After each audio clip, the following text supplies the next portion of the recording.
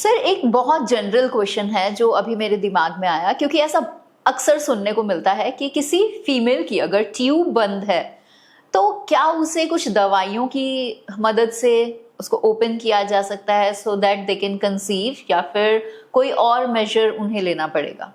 देखिए, ट्यूब भगवान ने हमें दो दी हैं, एक राइट में होती है और एक लेफ्ट में होती है। मतलब जो हमारा यूट्रस है उसके दोनों तरफ ट्यूब होती है और वही अंडेदानी जो हमारे जहाँ फॉलिकल्स होते हैं उससे जुड़ी हुई होती है। तो यदि प्रभु ने भी शायद यही सोच के दिए हैं कि एक खराब होगी तो एक से काम चल जाएगा।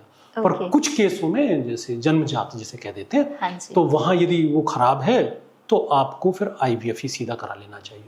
कुछ केसों में आपने सुना होगा कि ट्यूबरक्लोसिस, टीबी, तो कई पेशेंटों को टीबी होती है यूट्रस की। ओके। तो उसकी वजह से ट्यूब भी खराब हो जाती हैं और ट्यूब वर्किंग करती हैं। ट्यूब का वर्क होता है, जो कंसीव होता है बच्चा वो ट्यूब में होता है। यदि किसी की एक ट्यूब खराब है और ट्यूबरक्लोसिस नहीं है तो उसको कुछ भी नहीं कराना, उसको बच्चा वैसे ही हो जाएगा। यदि ट्यूब बंद है और आप लेप्रोस्कोपी दूरबीन से आप देखिए उसको, यदि आपने दूरबीन से दिखा ली है और वो ये कहते हैं कि नहीं खुल पाएगी और टीबी नहीं है तो आप सीधे IVF कराइए। ट्यूबरक्लोसिस है तो आप वेट कीजिए, 9 महीने का या 6 महीने का अपना ट्रीटमेंट लीजिए और ट्रीटमेंट लेने के बाद में फिर वेट कीजिए। हो सकता है आपको कुछ भी ना कराना पड़े, नेचुरल प्रेगनेंसी हो जाए, क्योंकि जो टीबी की दवाइयां देते हैं तो उनसे टीबी खत्म हो जाती है, तो यूट्रस वो जो हमारी ट्यूब है वो वर्किंग करने लगती हैं और वर्किंग के बाद में इसके बाद में बच्चा हो जाता है। ट्यूब नहीं है। पेशेंट सोचता है कि ट्यूब ही तो है, मतलब वो कोई नली नहीं है। ओके।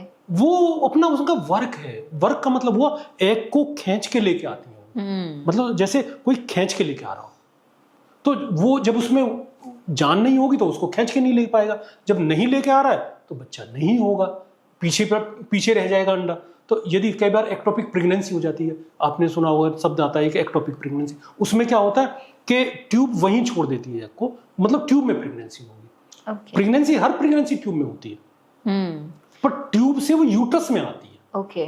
फॉलोपिन ट्यूब जहां होती है उसके पीछे अंडाशय होता है और उसके बाद में अंडाशय से अंडा निकला और स्पर्म वहीं मिलता है अंडे के पास में जाके।